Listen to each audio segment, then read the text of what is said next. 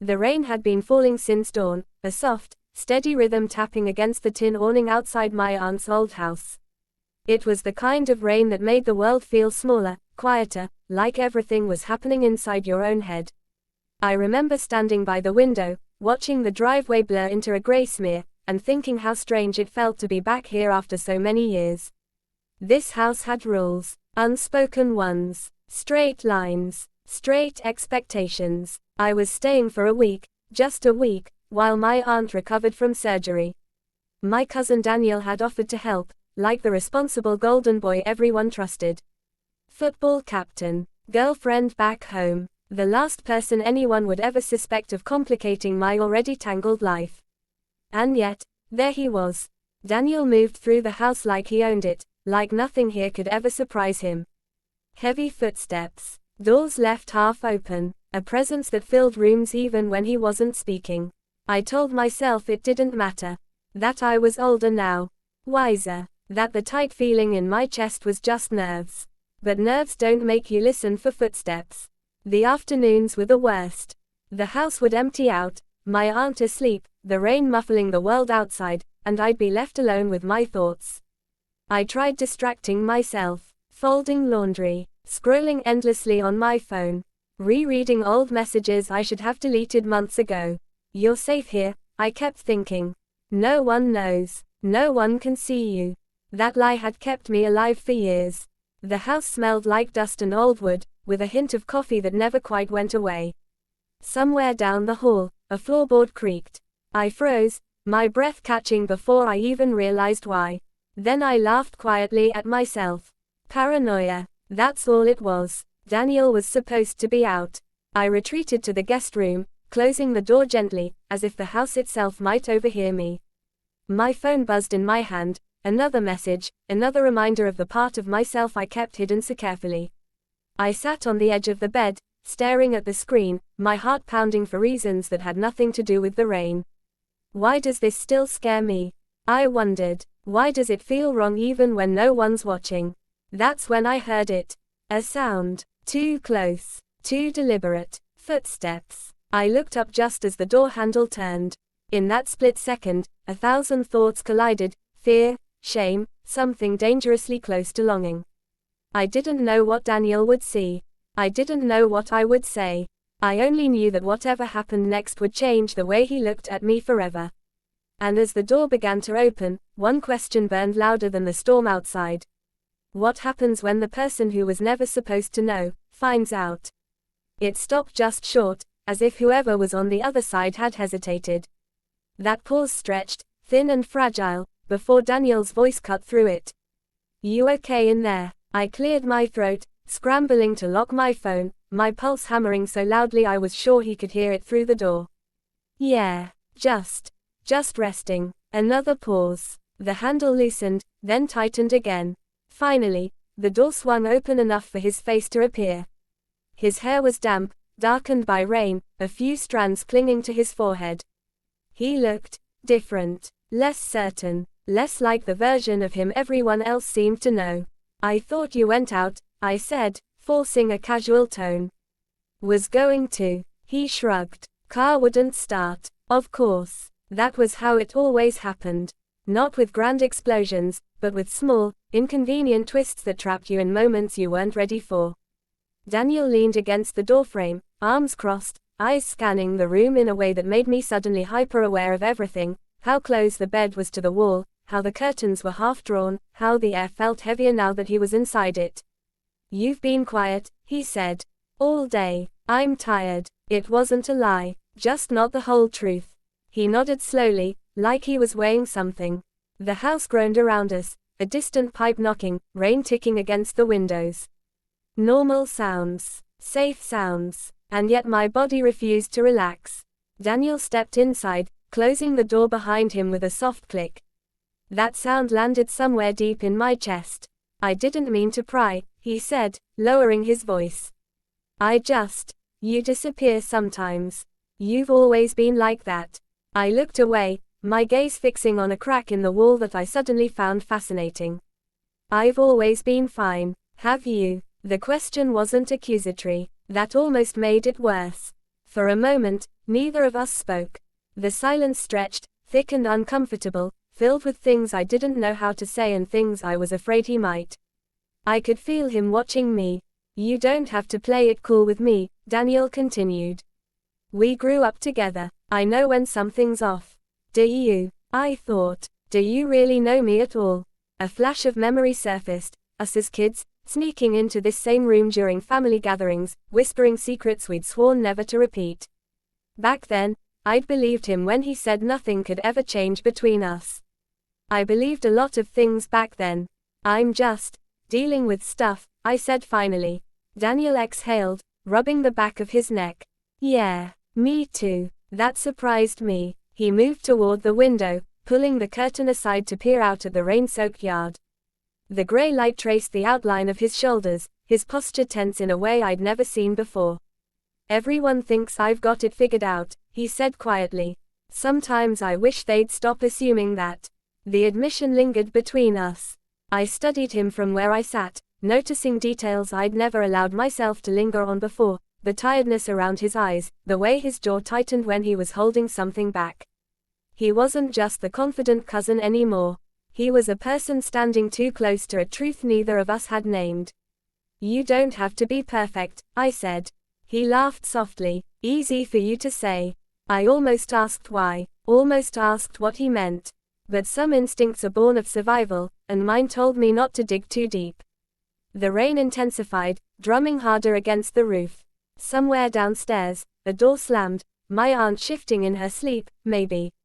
A reminder that we weren't alone. Not really. Daniel turned back toward me. Our eyes met, and something unspoken flickered there. Recognition, curiosity, something else entirely. Can I ask you something? He said. My stomach tightened. Depends. He hesitated again, just like he had at the door earlier. That same uncertainty. Back when you moved away, was it because of us?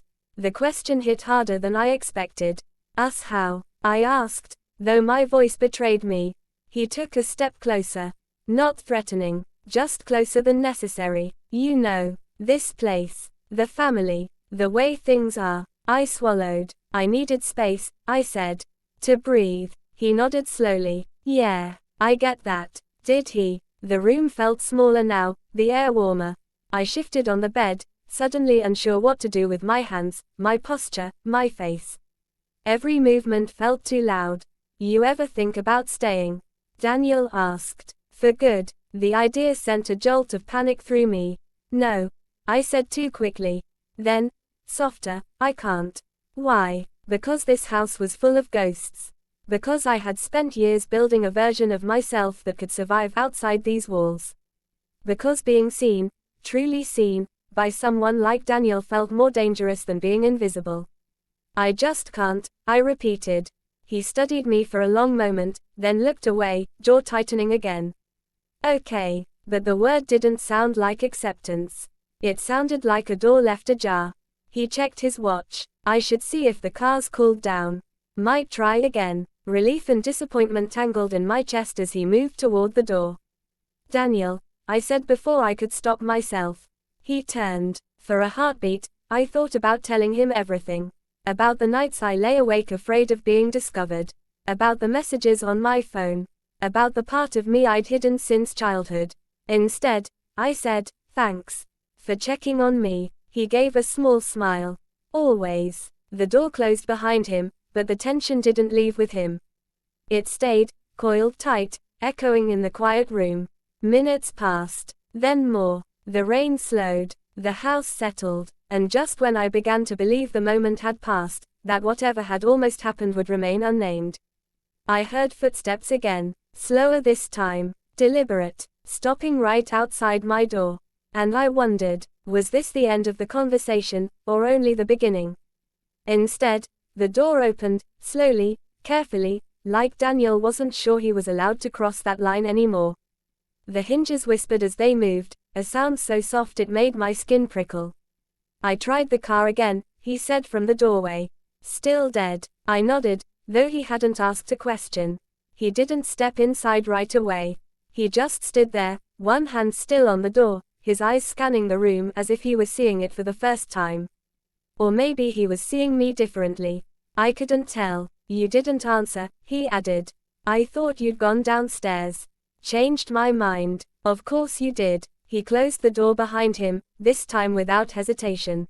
The click of the latch sounded final, like punctuation at the end of a sentence I wasn't ready to finish. Something had shifted. I felt it in the way he stood straighter, in the way his gaze didn't drift but stayed locked on me. Whatever uncertainty he'd had earlier was gone, replaced by a quiet resolve that scared me more than anger ever could. You left your phone, he said. My stomach dropped. It was on the bed. Face down. Exactly where I'd forgotten it in my rush earlier. I know, I said. I wasn't. He raised a hand, stopping me. I'm not mad. That didn't help. He walked closer, each step measured. The rain had stopped completely now, leaving the house wrapped in an unnatural stillness.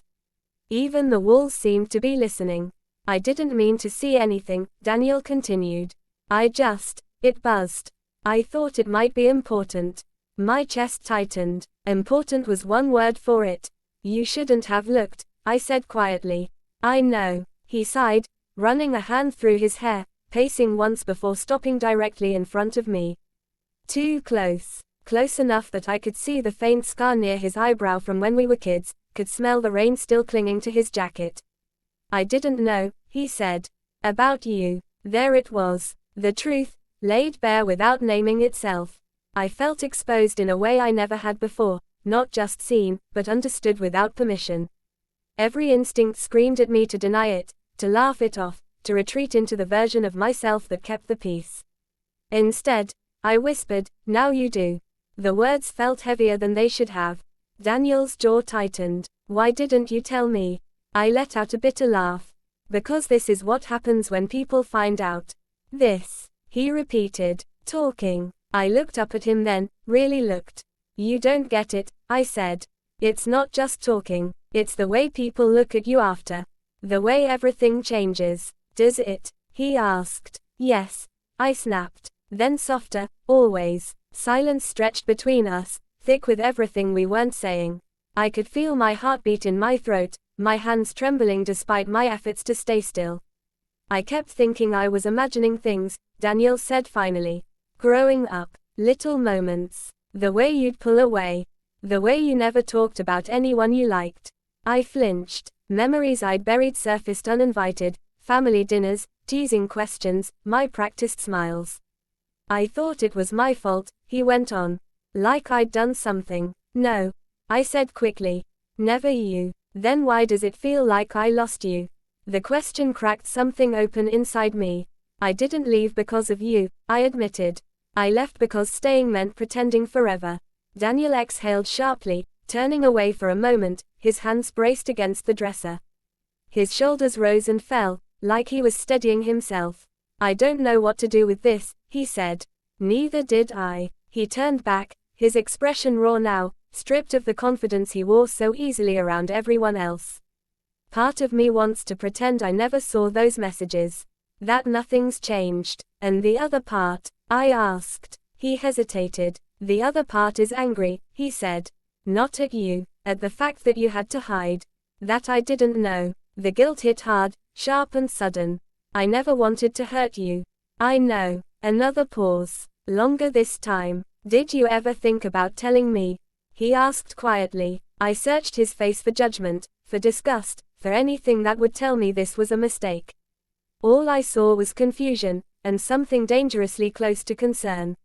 Every day, I said. The admission hung between us, fragile and irreversible. Daniel took a step back, creating space where there had been none. I hated how relieved I felt, and how much that relief hurt. This stays between us, he said. For now, I echoed. He nodded slowly. I need time, to understand, to figure out what this means. And me, I asked, what do I do? He looked at me then, really looked, and for a moment I thought he might say something that would change everything. Instead, he said, you be you. I'll catch up. He reached for the door, his hand hovering over the handle. But know this, he added without turning around. Nothing about you makes you less family to me. The door opened. Before he stepped out, he paused, glancing back over his shoulder. His eyes lingered on mine, filled with questions neither of us was ready to answer. Then he was gone. The door closed softly, but the impact echoed through me all the same. I sank onto the bed, my phone still untouched beside me, my chest aching with a mix of relief and dread. The truth was out now, unfinished, unresolved, and far more complicated than I'd ever imagined. And as I stared at the closed door, one thought refused to leave my mind. Some secrets don't end when they're revealed, they only begin. It wasn't louder or quieter, just heavier, like the air itself had learned a secret it didn't know how to keep. I moved through the next few hours on instinct alone, responding when spoken to, nodding when expected, my mind replaying every second of that conversation like a wound I couldn't stop touching. Daniel avoided me at first. Not obviously, not in a way anyone else would notice.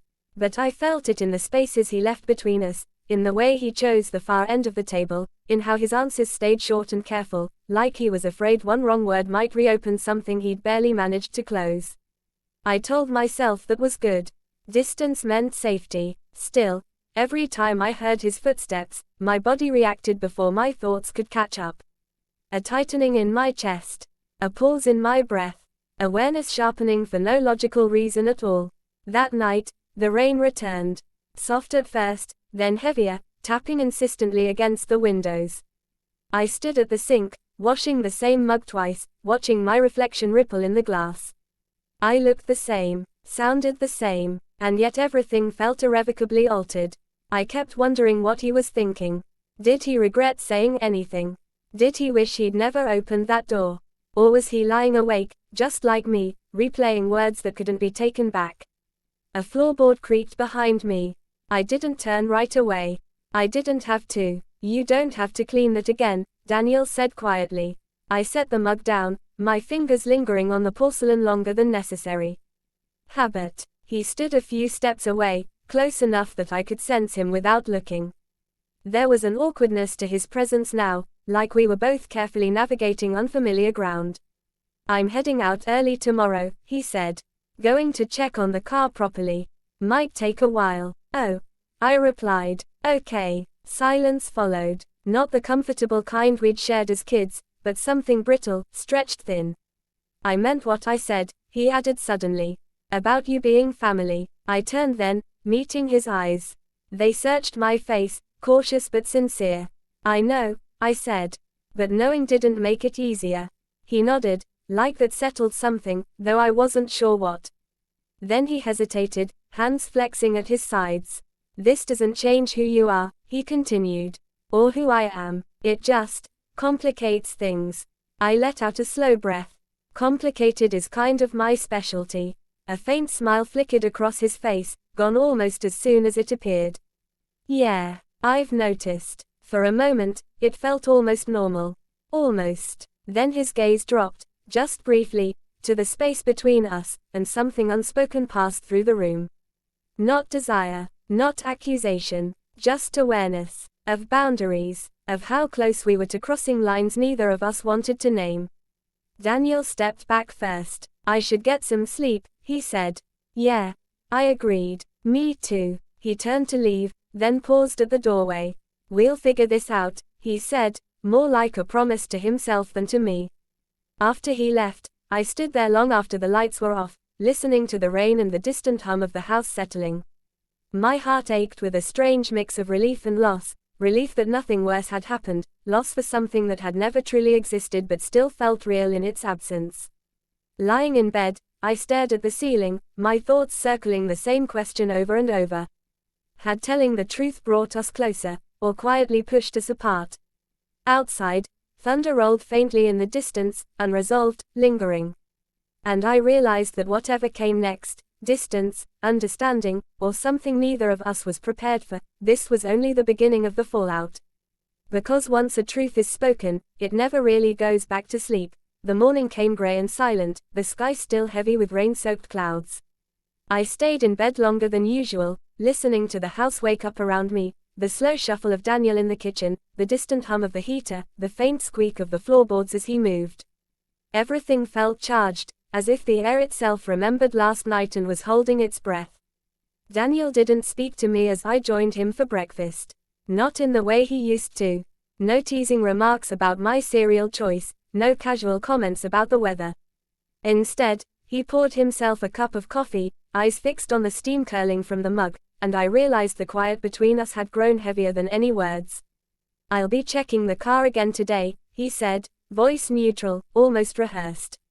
"Okay," I replied, careful not to let the tremor in my own voice show. We ate in silence, the clink of utensils the only punctuation between us. And yet, every glance, every shift of his body, carried weight. I could feel him calculating, measuring, weighing something that he wasn't ready to voice.